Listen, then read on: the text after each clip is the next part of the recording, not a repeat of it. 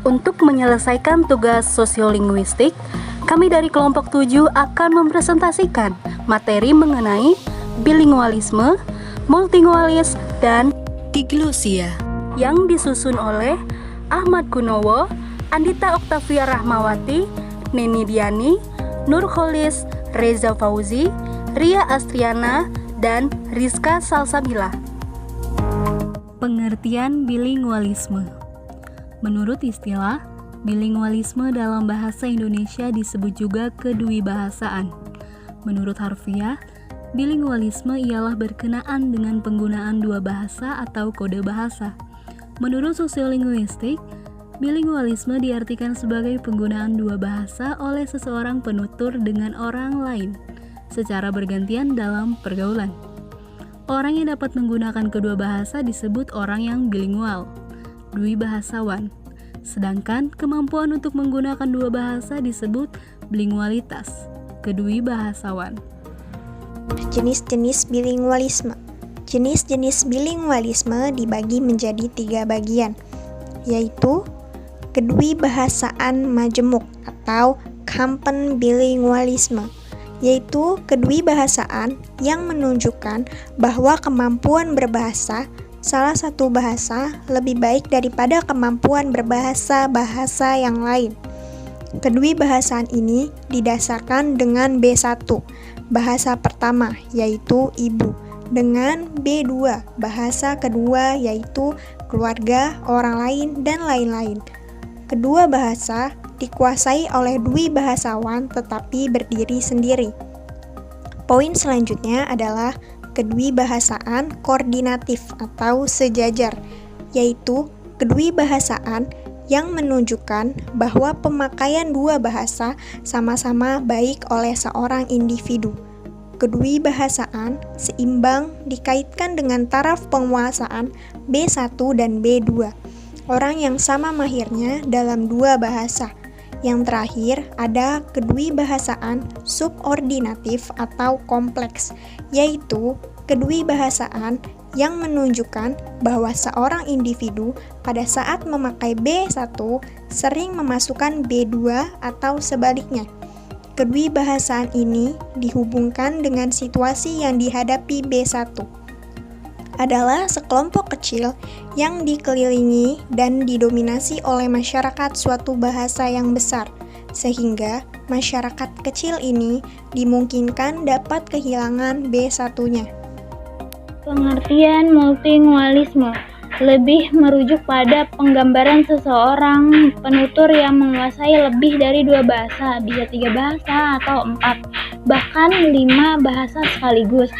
Penggunaannya hampir sama dengan bilingualisme, yakni tahu kapan dan di mana suatu bahasa akan digunakan. Multilingualisme atau bahu bahasa merupakan tindakan menggunakan banyak bahasa oleh individu atau masyarakat. Di dunia terdapat lebih banyak orang yang multilingual daripada monolingual. Multilingualisme menjadi salah satu fenomena sosial yang disebabkan oleh pengaruh globalisasi dan keterbukaan budaya. Perolehan bahasa dalam multilingualis. Menurut ahli bahasa Noam Chomsky, manusia merupakan perangkat akuisisi bahasa, sebuah alat yang memungkinkan seseorang untuk mengulang dengan benar aturan dan karakteristik tertentu dari suatu bahasa yang digunakan oleh penutur di sekitar pemerolehan bahasa. Perangkat ini, menurut Chomsky, akan aus seiring waktu dan biasanya berhenti bekerja saat pubertas. Alasan ini kemudian dipakai untuk menjelaskan kesulitan yang dipakai beberapa remaja dan orang dewasa ketika mempelajari bahasa kedua. Suatu proses kognitif alamiah. Dalam hal ini, pemberi bahasa lebih fokus kepada pesan yang mereka sampaikan dibandingkan tata bahasanya. Kresan berpendapat bahwa pemerolehan yang alami lebih penting dibandingkan pembelajaran formal. Kaplar menjelaskan dua kata kunci yang mempengaruhi orang ketika mereka belajar bahasa kedua, logika dan retorika. Logika yang merupakan Dasar dari retorika adalah sesuatu berkembang dari budaya sehingga hal ini tidak bersifat universal. Retorika yang berakar dari logika juga menjadi tidak universal, tetapi bervariasi dari budaya ke budaya dan bahkan dari waktu ke waktu dalam budaya tertentu.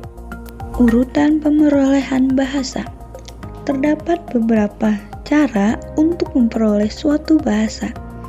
Dalam kedewasaan sekuensial, pelajar menerima ilmu literasi dalam bahasa asli mereka sampai mereka memperoleh kemampuan literasi minimum untuk bahasa yang mereka pelajari.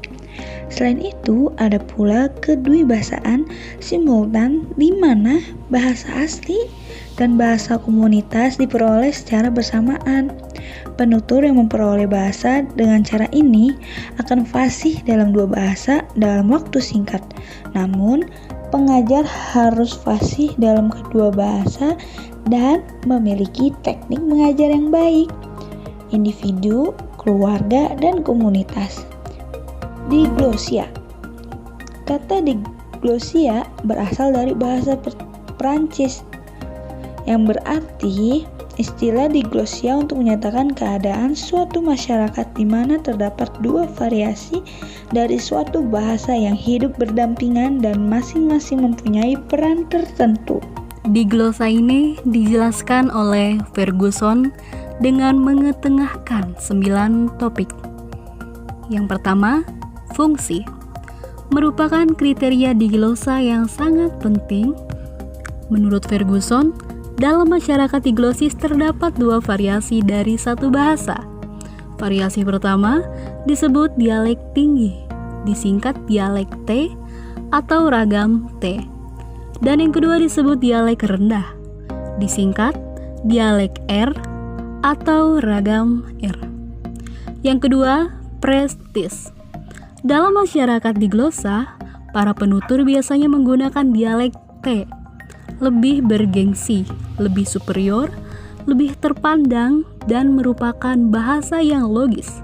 Sedangkan dialek R dianggap interior, malahan ada yang menolak keberadaannya. 3. Warisan kesusastraan. Pada 3 dari 4 bahasa yang digunakan Ferguson sebagai contoh terdapat kesusastraan, di mana ragam T yang digunakan dan dihormati oleh masyarakat bahasa tersebut.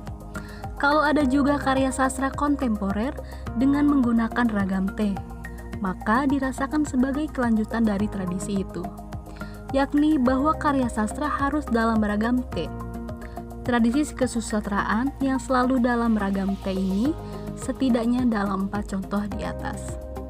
4. Pemerolehan.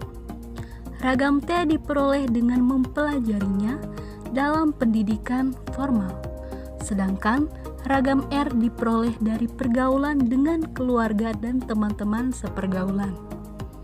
5. Standarisasi. Ragam T dipandang sebagai ragam yang bergengsi, maka tidak mengherankan kalau standarisasi dilakukan terhadap ragam T tersebut melalui kodifikasi formal. 6. Stabilitas. Kestabilan dalam masyarakat diglosa biasanya telah berlangsung lama, di mana ada sebuah variasi bahasa yang dipertahankan eksistensinya dalam masyarakat itu. 7. Gramatika. Dalam ragam T adanya kalimat-kalimat kompleks dengan sejumlah konstruksi subordinasi adalah hal yang biasa, tetapi dalam ragam R dianggap artifikal. 8. Leksikon. Sebagian besar kosakata pada ragam T dan ragam R adalah sama, namun ada kosakata pada ragam T yang tidak ada pasangannya pada ragam R, atau sebaliknya. 9. Fonologi. Dalam bidang fonologi ada perbedaan struktural antara ragam T dan ragam R. Perbedaan tersebut bisa dekat, bisa juga jauh. Dialek-dialek. Dialek utama diantaranya bisa berupa sebuah dialek standar atau sebuah standar regional. Ragam lain memiliki ciri antara lain: 1. Sudah sangat terkodifikasi. 2. Gramatikalnya lebih kompleks. 3. Merupakan wahana kesusastraan tertulis yang sangat luas dan dihormati. 4. Dipelajari melalui pendidikan formal. 5. Digunakan terutama dalam bahasa tulis dan bahasa lisan formal. 6. Tidak digunakan oleh lapisan masyarakat manapun untuk percakapan sehari-hari. Kesimpulan, bilingualisme untuk dapat menggunakan dua bahasa, tentunya seseorang harus menguasai kedua bahasa itu. Pertama, bahasa ibunya sendiri atau bahasa pertamanya disingkat B1. Dan yang kedua adalah bahasa lain yang menjadi keduanya disingkat B2. Setiap bahasa di dalam masyarakat bilingual itu tidak dapat secara bebas digunakan, melainkan harus diperhatikan fungsinya masing-masing. Multilingualisme lebih merujuk pada penggambaran seseorang penutur yang menguasai lebih dari dua bahasa, bisa 3 bahasa atau 4 bahkan 5 bahasa sekaligus. Penggunanya hampir sama dengan bilingualisme, yakni tahu kapan dan di mana suatu bahasa akan digunakan. Diglosia diartikan sebagai situasi pemakaian bahasa yang stabil karena setiap bahasa yang diberi keleluasaan untuk menjalankan fungsi kemasyarakatan secara profesional. Diglosia menyatakan keadaan suatu masyarakat di mana terdapat dua variasi dan satu bahasa yang hidup berdampingan dan masing-masing mempunyai peran tertentu. Baiklah teman-teman, cukup sekian presentasi dari kelompok 7. Kurang dan lebihnya kami mohon maaf karena kami masih dalam tahap proses pembelajaran.